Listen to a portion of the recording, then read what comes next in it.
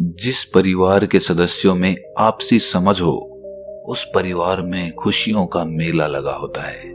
लेकिन आज के समय में हम देखते हैं कि घर के रोज के लड़ाई झगड़े, बेटा अपने बाप की बात नहीं मानता, बहू अपनी सास की बात नहीं मानती, और घर में कमाने वाला युवक अपनी सास और अपनी माँ के झगड़ों के बीच पिसता रहता है।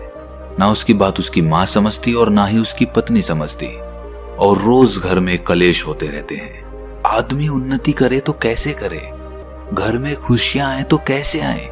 इसी कलेश को खत्म करने के लिए बुद्ध ने एक ऐसा मार्ग बताया था जिसका पालन अगर कोई आदमी करेगा तो उसके घर में खुशियां ही खुशियां होंगी। उस मार्ग को जानने के लिए हमें ये कहानी आखिर तक सुननी पड़ेगी। इससे पहले कि आप इस कहानी में खो जाएं, इस चैनल को सब्सक्राइब जरूर कर लें। तो चलिए कहानी शुरू करते हैं। बात उस समय की है जब गौतम बुद्ध ज्ञान प्राप्ति के बाद नगर नगर घूमकर भिक्षा मांगते थे और लोगों में अपना ज्ञान बांटते थे। एक बार पूर्णिमा का दिन था। बुद्ध अपना भिक्षा पात्र हाथ में लिए हुए 1250 भिक्षुओं के साथ एक नगर में प्रवेश करते हैं। वे सभी मंद गति से और मौन अवस्था के साथ चल रहे थे। नगर की सड़कें दीपों और ताजे फूलों से सजी हुई थी। बुद्ध और उनके संघ का अभिनंदन करने के लिए मार्गों के दोनों ओर भीड़ उमड़ रही थी। भिक्षु दल जब चौराहों पर आता तो भीड़ बहुत अधिक हो जाती और बुद्ध तथा भिक्षुओं को आगे बढ़ना भी कठिन हो जाता था। उनकी समझ में नहीं आ रहा था कि वो आगे बढ़े तो कैसे बढ़े। तभी वहां पर एक युवक वीणा बजाता हुआ आता है। उसके गायन का स्वर बहुत मधुर था। जब वो गाता और वीणा बजाता हुआ आगे बढ़ता तो लोग एक और हो जाते। इससे बुद्ध को आगे बढ़ने का मार्ग मिल जाता। वो युवक गाता रहा और बुद्ध के लिए भीड़ में से रास्ता निकालता रहा, और बुद्ध और सभी भिक्षु राजा के द्वार तक पहुंच गए। उस नगर के राजा बिंबिसार ने उन्हें अपने यहाँ पर भोज के लिए आमंत्रित किया था। राजा बिंबिसार 6000 आमंत्रित अतिथियों एवं अनुचरों के साथ बुद्ध का स्वागत करने द्वार तक आए और बुद्ध एवं भिक्षु दल को राजमहल के प्रांगण में ले गए, जहां अतिथियों की धूप से रक्षा करने के लिए विशाल शामियाना तना हुआ था। प्रांगण के मध्य में बुद्ध को परम आदर सहित बैठाया गया। भिक्षुओं के लिए भी स्थान सावधानी पूर्वक बनाया गया था। जब बुद्ध अपने स्थान पर आसीन हुए तो राजा ने अन्य सभी को अपने अपने आसनों पर विराजमान होने का निवेदन किया। इसके बाद बुद्ध और दूसरे भिक्षुओं ने भोजन ग्रहण करना शुरू किया। राजा बिंबिसार और दूसरे लोग उस समय पूर्णतः मौन रहे जब तक बुद्ध और भिक्षुओं ने भोजन ग्रहण नहीं किया। उनकी शांत तथा आनंदपूर्ण मुद्रा से समस्त राज्य के अतिथि अत्यधिक प्रभावित हुए। जब बुद्ध और 1200 भिक्षु भोजन कर चुके तो उनके भिक्षा पात्र ले लिए गए और उन्हें साफ करके उन्हें लौटा दिए गए। इसके बाद राजा बिंबिसार ने बुद्ध की ओर अभिमुख होकर हाथ जोड़े। राजा की इच्छा समझते हुए बुद्ध ने धर्म की देशना आरंभ की। उन्होंने पंचशील मार्ग की चर्चा करते हुए कहा कि इन्हें जो भी व्यक्ति अपनाता है उसके परिवार में और उसके राज्य में हमेशा शांति एवं प्रसन्नता बनी रहेगी। घर में खुशियां ही खुशियां होंगी। लेकिन अगर वो इस पंचशील मार्ग का पालन नहीं करते हैं तो उनका परिवार दुखों से ग्रस्त रहेगा और घर में कलेश होते ही रहेंगे। इसके बाद उन्होंने बताना शुरू किया कि पहला शील है जीव हिंसा से विरत रहना। आप सोच रहे होंगे कि जीव हिंसा से परिवार की खुशियों का क्या लेना देना। इस पर बुद्ध ने बताया कि इस शील का पालन करने से करुणा भाव जागृत होता है। सभी प्राणियों को मृत्यु का डर होता है। जैसे हमें अपने प्राणों का मोह होता है, उसी तरह हमें अन्य प्राणियों के प्राणों को समझना चाहिए। हमें केवल मानव हिंसा ही नहीं करनी चाहिए, वरन अन्य प्राणियों की हत्या करने से भी बचना चाहिए। हमें मनुष्य, पशुओं और पेड़ पौधों के साथ भी अहिंसा के भाव से रहना चाहिए। यदि हम अपने हृदय में प्रेम का भाव रखें तो हम कष्टों को कम करके जीवन को आनंदपूर्ण बना सकते हैं। यदि प्रत्येक नागरिक अहिंसा का व्रत ले ले तो सभी परिवारों में शांति बनी रहेगी। जब लोग एक दूसरे के जीवन का आदर करेंगे तो पड़ोसी पड़ोसी में और घर के सदस्यों में कोई कलह नहीं होगी। दूसरा शील है चोरी से विरत रहना। किसी आदमी को यह अधिकार नहीं कि वो दूसरों की कमाई से अर्जित धन संपदा खुद इस्तेमाल करे। दूसरे की वस्तुओं को हथियाने का प्रयास करना दूसरे शील का उल्लंघन है।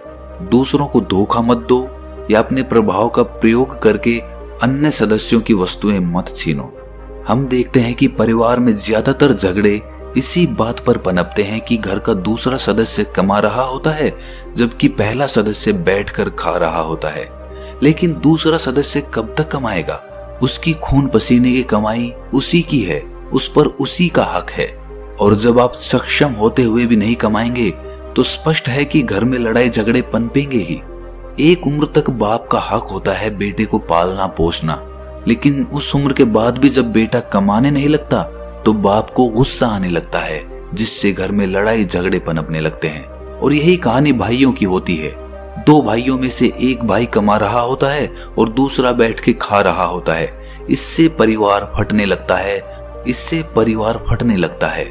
इसीलिए दूसरों की कमाई पर निर्भर ना रहें। अगर आप खुद सक्षम है काम करने के तो खुद खून पसीने की कमाई से अपना धन जुटाएं। इससे परिवार में बंटवारा नहीं होगा। तीसरा शील है व्यभिचार से विरत रहना, यानी कि शरीर संबंध केवल पति पत्नी के बीच रहने चाहिए। इस शील का पालन करने से परिवार में विश्वास और खुशी बढ़ती है। यदि आप प्रसन्नता चाहते हैं, घर में खुशी चाहते हैं, तो बहुत सी रखेलों को मत रखिए। आजकल हम देखते हैं कि समाज में कितने तलाक हो रहे हैं। पति पत्नी में विश्वास ही नहीं रहा है। अगर पति अपने काम के सिलसिले में किसी औरत से बात कर रहा है तो पत्नी को शक हो जाता है, और यही बात पत्नी के साथ भी लागू हो जाती है, जिससे दोनों में विश्वास की बुनियाद नहीं बन पाती है। और अगर पति पत्नी में ही विश्वास नहीं रहेगा तो परिवार कैसे चलेगा? परिवार में खुशियां ही कैसे आएंगी? लेकिन अगर आपका आचार व्यवहार अच्छा है तो पति और पत्नी दोनों को एक दूसरे के बारे में पता चल ही जाता है, क्योंकि वो दोनों एक दूसरे के बहुत करीब होते हैं। तो अगर आप अपनी जगह सही हैं तो आपका परिवार हमेशा बना रहेगा और उसमें खुशियां भी आएंगी। चौथा शील है असत्य भाषण से दूर रहना। ऐसे वचन मत बोलिए जिससे विभाजन हो या घृणा बढ़े। आपके वचन सत्य पर आधारित होने चाहिए। हाँ कहने का अर्थ हाँ हो और नहीं कहने का अर्थ नहीं। शब्दों में विश्वास और प्रसन्नता जगाने की शक्ति होती है। शब्द ही गलतफहमी और घृणा भी पैदा कर सकते हैं, यहाँ तक कि उनके कारण हत्या और युद्ध होना भी संभव होता है। इसीलिए कृपया शब्दों का प्रयोग अधिकतम सावधानी से करें। हम देखते हैं कि घरों में जो सास बहू के झगड़े होते हैं वो सिर्फ भाषा की वजह से ही होते हैं। अगर हम सत्य बोलें, स्पष्ट बोलें और अपने शब्दों को माप तोल कर बोलें तो इससे घर में लड़ाई झगड़े बहुत कम होंगे। अगर होंगे भी तो इतना बड़ा रूप नहीं लेंगे, वो थोड़े समय में ही समाप्त हो जाएंगे। लेकिन जब हम लड़ने लगते हैं या गुस्सा करने लगते हैं तो हम कुछ शब्द ऐसे बोल जाते हैं जो जीवन पर्यंत हमारे दिल में चुभते रहते हैं और उस आदमी के प्रति हमारे मन में घृणा पैदा हो जाती है जो कभी भी प्रेम में नहीं बदल पाती। तो आप कितने भी गुस्से में क्यों ना हो, अपने शब्दों को माप तोल कर ही बोलें। ऐसा कोई भी शब्द ना बोले जिससे दूसरे के दिल में आपके प्रति घृणा पैदा हो जाए। जिस बात पर आपकी चर्चा हो रही है उसी विषय के बारे में बोलें, दूसरे विषय को बीच में मत लेकर आए। पांचवा शील है मद्यपान या नशीले पदार्थों से दूर रहना। मद्यपान और उत्तेजक पदार्थों के सेवन से चित्त की स्पष्टता समाप्त हो जाती है। जब कोई नशे में होता है तो वो स्वयं अपने लिए, अपने परिवार तथा दूसरे लोगों के लिए बहुत सारी कठिनाइयां पैदा कर देता है। इस शील पर आचरण करने से शरीर और मन स्वस्थ रहता है। बहुत से लोग मदिरा पान करने के आदी होते हैं। मदिरा पान करके घर आते हैं तो घर वाले परेशान होते हैं, उनका धन भी खत्म होता है और वो खुद भी बीमारियों का शिकार होते हैं, जिसके बाद उसके परिवार को बहुत सारे कष्ट उठाने पड़ते हैं। अगर हम इस शील का पालन करते हैं तो इससे ना तो हमारे घर में लड़ाई झगड़े होंगे, आपका स्वास्थ्य भी बना रहेगा और धन भी जुड़ा रहेगा। यदि सब लोग इन पंचशीलों का अध्ययन और पालन करें तो इससे आपका परिवार बहुत सुख से रहेगा। ये सुनकर राजा बिंबिसार प्रसन्नता से उठकर खड़े हो जाते हैं और बुद्ध के समक्ष नमन करते हैं। इसके बाद उनकी रानी ने कहा कि बुद्ध देव, यहाँ पर मेरे बच्चे के अलावा 400 दूसरे बच्चे भी उपस्थित हैं। क्या आप इन्हें भी इनके सुनहरे भविष्य के लिए कुछ मार्ग दिखा सकते हैं? बुद्ध ने मुस्कुराकर सामने बैठे बच्चों को संबोधित करते हुए कहा कि बच्चों, मानव जीवन प्राप्त करने से पहले मैं पृथ्वी, पत्थर, पौधों, पक्षियों और अन्य अनेक प्रकार के पशुओं की योनि में रह चुका हूँ। तुम्हारी भी हालत यही रही थी। आज तुम लोग मेरे सामने इसीलिए बैठे हो कि पिछले जन्मों में हमारा कुछ ना कुछ संबंध रहा होगा। संभव है कि किसी अन्य जीवन में हम एक दूसरे के जीवन में हर्ष या दुख के कारण रहे हों। आज मैं आपको वो कहानी सुनाऊंगा जो हमारी हजारों योनियों पहले की है। ये कथा एक बगुले, एक केकड़े, एक वृक्ष और मछलियों की है। संभव है कि इनमें से कोई बगुला, केकड़ा या मछलियों में से एक रहा हो। मैं उस समय एक वृक्ष था। बगुला बहुत धोखेबाज था और उसके कारण मुझे बहुत कष्ट सहना पड़ता। लेकिन उस कष्ट से मैंने ये सबक अवश्य पाया कि जो दूसरों को धोखा देता है या कष्ट पहुंचाता है, वो किसी न किसी दिन स्वयं भी कष्ट पाता और धोखा खाता है। वृक्ष के रूप में मैं एक बहुत ही सुंदर कमल सरोवर के किनारे खड़ा था। सरोवर में मछलियां नहीं थी, किंतु पास ही में एक उथला तालाब था जिसमें बहुत सी मछलियां, झींगा मछलियां और एक केकड़ा रहता था। ऊपर उड़ते बगुले ने उस तालाब को देखा और मछलियां खाने की योजना बनाई। वो उसके किनारे बहुत ही उदास होकर मुंह लटकाए खड़ा हुआ था। मछलियों ने जब उससे परेशानी का कारण पूछा तो उसने कहा कि मैं तो तुम्हारी दुर्अवस्था के कारण परेशान हूँ। यहाँ ना तो साफ पानी है, ना पर्याप्त खाना। मछलियों ने पूछा कि क्या आप हमारी परेशानी दूर करने का कोई रास्ता जानते हैं? तो उसने कहा कि अगर तुम चाहोगी तो मैं तुम्हें एक एक करके यहाँ से ले जाकर उस तालाब में छोड़ाऊंगा। वहां पर साफ पानी है और खाने के लिए भी बहुत सी चीजें हैं। मछलियों को बगुले पर विश्वास नहीं हो रहा था, तो बगुले ने कहा कि यदि तुम्हें संदेह हो रहा है तो मैं पहले एक मछली को वहां जाकर दिखा लाता हूं, तब तुम्हें भरोसा हो जाएगा। बहुत सोच विचार करने के बाद मछलियों में से एक बड़ी मछली जाने को तैयार हो गई। मछली तेजी से तैर लेती थी और बालू पर भी अपना बचाव कर सकती थी। बगुले ने उस मछली को ले जाकर तालाब दिखाया और वापस ले आया। बगुले की नेक नियति से संतुष्ट होकर मछलियों ने उससे प्रार्थना की कि हमें एक एक करके उस सरोवर तक छोड़ आओ। इसके बाद बुद्ध ने कहा कि मैं तो वहां पर वृक्ष बनकर खड़ा था। वो चालाक बगुला अपनी चोंच में मछली को ले आता और मेरे ऊपर बैठकर खाता और आखिर में उसकी हड्डियां मेरे तने के पास गिरा जाता। ऐसा ही सिलसिला चलता रहा। मैं तो वृक्ष था और ये सब घटित होते देखता रहा। मुझे बहुत क्रोध भी आता, किंतु मैं कुछ कर भी नहीं सकता था। पेड़ तो जड़ से बंधा होता है, शाखाएं बढ़ाने के अलावा कुछ नहीं कर सकता था। मैं ना तो मछलियों को चेतावनी दे सकता था और ना किसी शाखा की मदद से बगुले को उसकी करतूत से रोक सकता था। मैं वो भयानक दृश्य देखने के लिए लाचार था। जब भी वो किसी मछली को लाता तो उसे फाड़ कर खाता और उसकी हड्डियां नीचे गिराता तो मुझे बहुत तकलीफ होती। मेरे तने पर मेरे आंसू निकलकर जैसे जम जाते। इसी तरह वो सारी मछलियों को खा गया।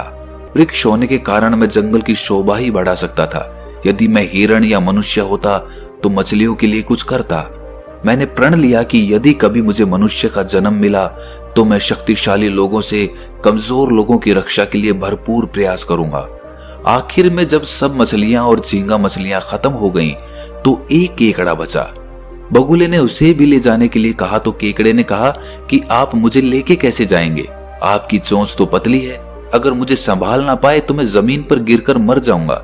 इसीलिए अगर मुझे ले चलना है तो अपने दोनों पंजों से मैं आपका गला पकड़ लेता हूँ। सरोवर में पहुंचकर मैं आपका गला छोड़ दूंगा।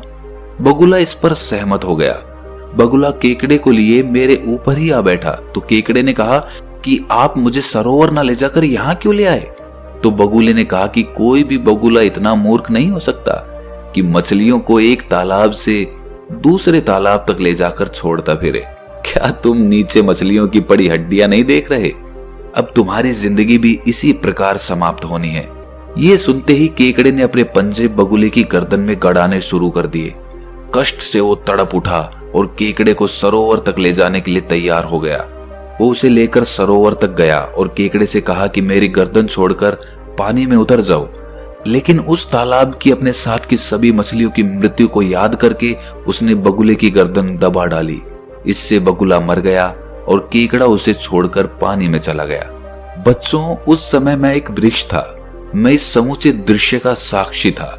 इस घटना से मैंने सीखा कि यदि हम दूसरों के साथ सद्व्यवहार करेंगे तो दूसरे भी हमारे साथ वैसा ही सद्व्यवहार करेंगे। लेकिन अगर हम दूसरों के साथ निर्दयता का व्यवहार करेंगे तो हमें भी जल्दी या देर से वही स्थिति भोगनी पड़ेगी। मैंने व्रत लिया कि अपने अगले जन्मों में मैं अन्य प्राणियों की सहायता करने का प्रयास करूंगा। तो दोस्तों, कैसी लगी आपको ये कहानी कमेंट सेक्शन में जरूर बताएं, और अच्छी लगी तो इस चैनल को सब्सक्राइब जरूर कर लें। तो मिलते हैं अगली कहानी में, तब तक के लिए अपना ख्याल रखें।